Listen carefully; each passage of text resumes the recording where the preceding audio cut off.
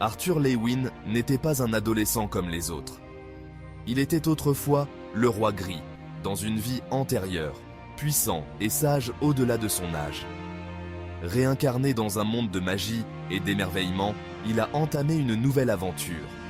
À l'Académie Xyrus, il n'apprenait pas seulement la magie, il apprenait aussi l'amitié. Il a trouvé un groupe soudé qu'il a accepté avec ses qualités et ses défauts. Il y avait Ellie, la fidèle et joyeuse, toujours prête à sourire.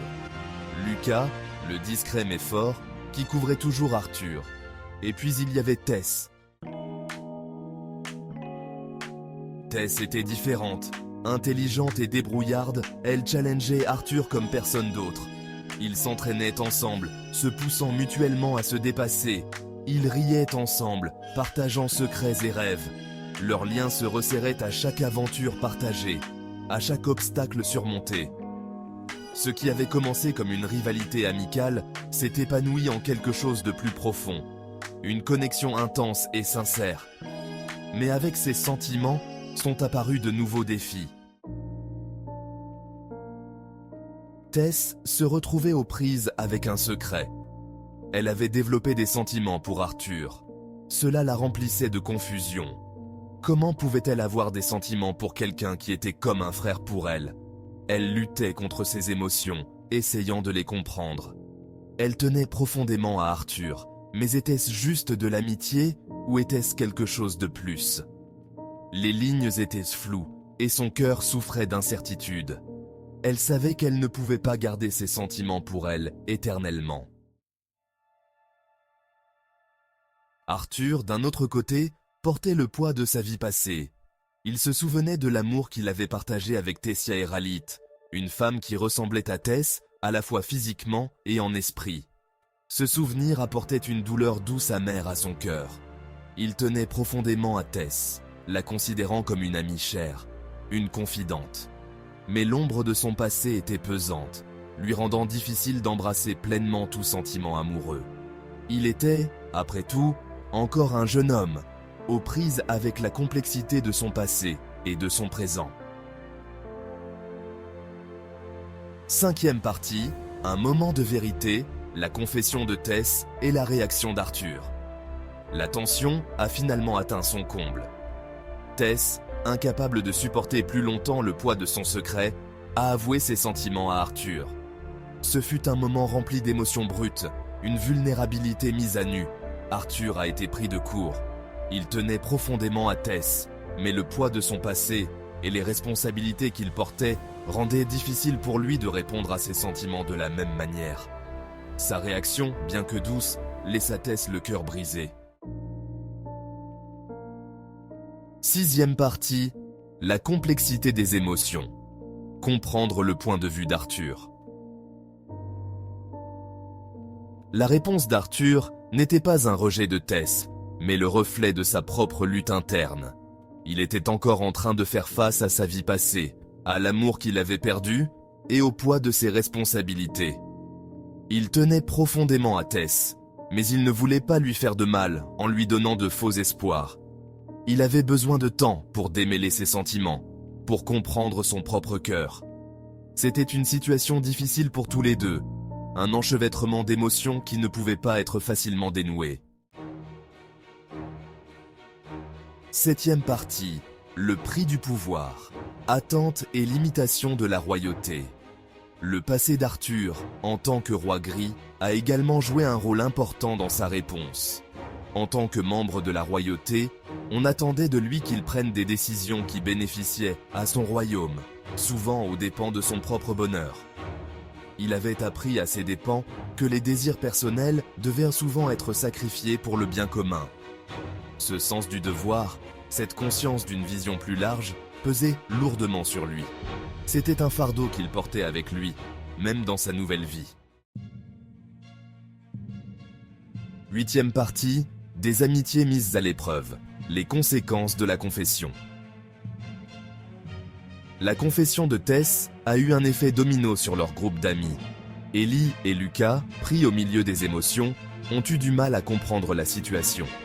La camaraderie aisée qu'ils partageaient autrefois était tendue, remplacée par une gêne palpable. Il voulait soutenir à la fois Arthur et Tess, mais ne savait pas comment naviguer dans ce nouveau paysage délicat. Leur amitié, autrefois infaillible, était maintenant mise à l'épreuve. 9e partie, ramasser les morceaux, guérison et croissance. Ce chapitre nous emmène dans un voyage profond et émouvant à travers les méandres de l'âme humaine. Malgré le chagrin et la confusion, le chapitre 62 de Le commencement après la fin n'était pas seulement une histoire d'amour romantique, c'était une exploration des émotions humaines les plus profondes et des défis auxquels nous sommes tous confrontés. Il s'agissait de la complexité de toutes les relations, les amitiés, les rivalités et les liens familiaux étaient tous mis à l'épreuve. Il s'agissait d'apprendre à naviguer dans les eaux tumultueuses de l'adolescence, où chaque décision pouvait avoir des conséquences durables, de comprendre que tous les sentiments ne pouvaient pas être réciproques, et que parfois, les attentes de l'amour pouvaient mener à des déceptions profondes, et que parfois, le plus grand acte d'amour était de laisser partir. Laisser partir quelqu'un que l'on aime peut être l'acte le plus difficile, mais aussi le plus libérateur.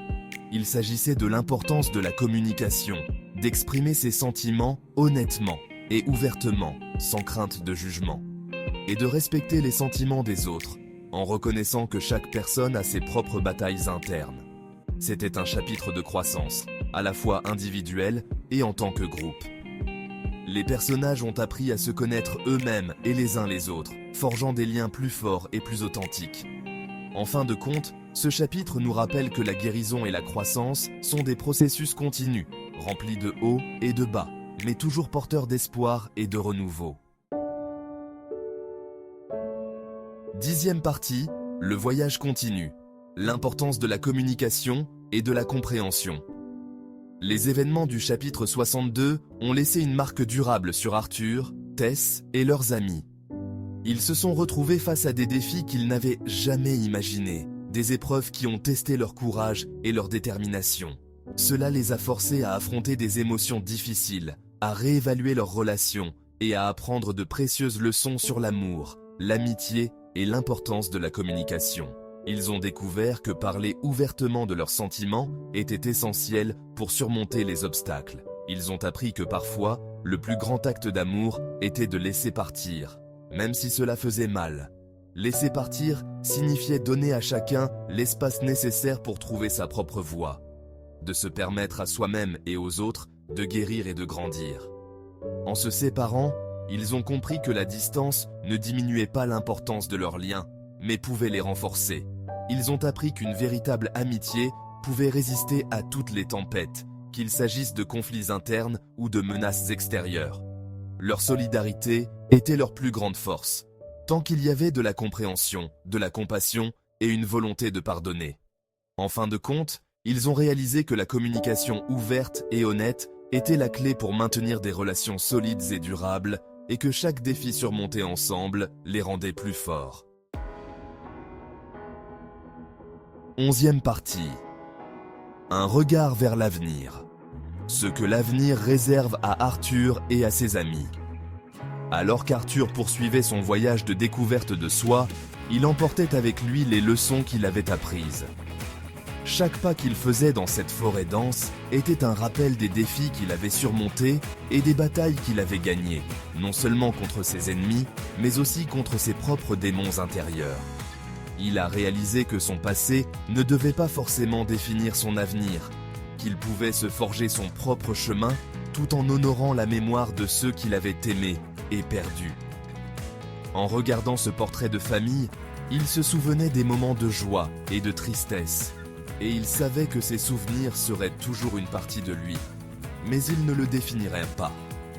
Tess, elle aussi, est sortie de cette expérience plus forte et plus sage. Ses entraînements dans la forêt l'avaient rendue plus résiliente, et ses moments de méditation au bord du lac lui avaient apporté une paix intérieure qu'elle n'avait jamais connue auparavant. Elle avait appris l'importance de l'amour-propre, de reconnaître sa propre valeur et de comprendre que parfois, les plus belles histoires d'amour étaient celles que l'on écrivait pour soi-même. En se tenant sur cette falaise, elle sentait le vent dans ses cheveux et savait qu'elle était prête à affronter le monde avec une nouvelle confiance. Et leurs amis, Ellie et Lucas, étaient à leur côté, leur lien renforcé par cette expérience partagée, prêts à affronter tout ce que l'avenir leur réservait. Ensemble, ils marchaient à travers cette forêt mystique, leur cœur rempli d'espoir et de détermination. Sous le ciel étoilé, ils savaient que tant qu'ils resteraient unis, ils pourraient surmonter n'importe quel obstacle.